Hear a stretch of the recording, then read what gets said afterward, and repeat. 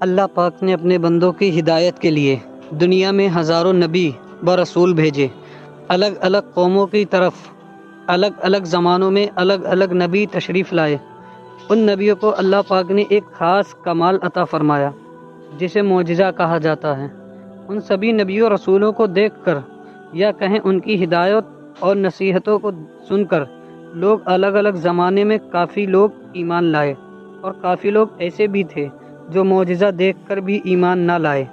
ایسے لوگوں نے نبیوں کی کرامتوں، ان کے کمال کو جادو کہہ کر ٹھکرا دیا۔ ایسے لوگوں نے ایک خدا کو ماننے سے انکار کر دیا اور نبیوں رسولوں کی بتائی نصیحتوں کو نہیں مانا۔ ایسے لوگ آگے جا کر اللہ پاک کی طرف سے طرح طرح کی سزاؤں اور عذاب سے مبتلا کریں گے۔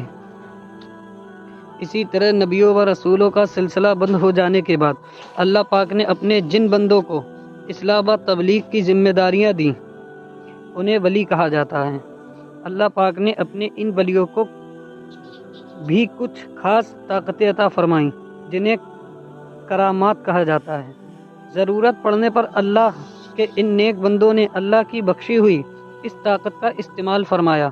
آپ نے دور و نزدیک کے سینکڑوں ولیوں کی کرامتیں دیکھی سنی ہوں گی۔ سلطان الہند حضرت خواجہ غریب نواز رحمۃ اللہ علیہ کی بہت سی کرامتیں آپ نے سنی ہوں گی۔ آپ اپنے پیارے رسول کے فرمان کے مطابق تبلیغ و اصلاح کے لیے ہندوستان تشریف لائے اور اجمیر کو اپنا تبلیغ مرکز بنایا۔ اجمیر پہنچتے ہی آپ آرام کرنے کے لیے جس پیڑ کے نیچے بیٹھے، وہاں اس وقت کے راجا کے جانور، راجا کے پلے ہوئے اونٹ بیٹھا کرتے تھے۔ راجا کے سپاہیوں نے جب آپ کو بیٹھے دیکھا تو راجا کے سپاہیوں نے آپ سے کہا، یہاں سے اٹھ جاؤ، یہاں ہمارے راجا کے اونٹ بیٹھا کرتے ہیں۔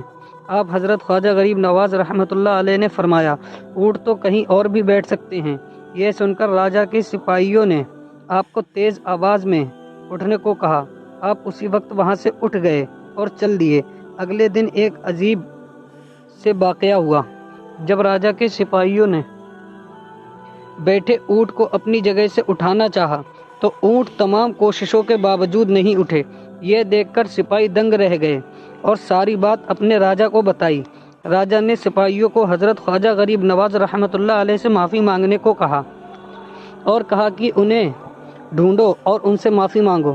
راجا کے ایسے کہتے ہی سپاہیوں نے آپ حضرت خواجہ غریب نواز رحمۃ اللہ علیہ کو ڈھونڈ کر آپ سے ان کے کیے برتاؤ کی معافی مانگی۔ حضرت خواجہ غریب نواز رحمۃ اللہ علیہ نے اسی وقت انہیں معاف کر دیا اور کہا کہ تم جاؤ، تمہارے اونٹ اب کھڑے ہو جائیں گے۔ سپاہیوں نے جب واپس جا کر اونٹ کو اٹھانا چاہا تو اس اونٹ کی اسی وقت اٹھ گئے۔ سبحان اللہ، یہ ہے ہمارے خواجہ غریب نواز کا مرتبہ۔ حضرت خواجہ عثمان ہارونی رحمۃ اللہ علیہ حضرت خواجہ غریب نواز کے پیر و مرشد تھے۔ وہ یہی بزرگ ہیں جن کی خدمت میں ہمارے خواجہ غریب نواز نے اپنی جوانی کے 20 سال گزارے۔ ایک بار کی بات ہے، ایک دن آپ اپنے پیر حضرت خواجہ عثمان ہارونی رحمۃ اللہ علیہ کے ساتھ سفر میں تھے۔ سفر پر چلتے چلتے آپ دجلہ ندی کے کنارے پہنچے۔ ندی پار کرنے کے لیے کوئی کشتی نہیں تھی۔ حضرت نے فرمایا، معین الدین اپنی آنکھوں بند کر لو۔ پھر تھوڑی دیر بعد فرمایا، آنکھیں کھول لو۔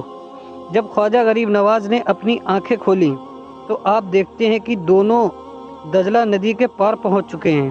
آپ نے حضرت خواجہ عثمان ہارونی رحمۃ اللہ علیہ سے پوچھا، ہم دونوں ندی کے پار کیسے آ گئے؟ حضرت نے فرمایا، میں نے صرف 5 مرتبہ سورہ فاتحہ پڑھی تھی، اس کی برکت سے اللہ پاک نے ہم دونوں کو خیریت کے ساتھ دریا کے پار پہنچا دیا۔ یہ مقام اور مرتبہ انہی کو نصیب ہوتا ہے جو اپنی زندگی اللہ کی مرضی کے مطابق ڈھال لیتے ہیں اور پھر اسی کے ہو جاتے ہیں۔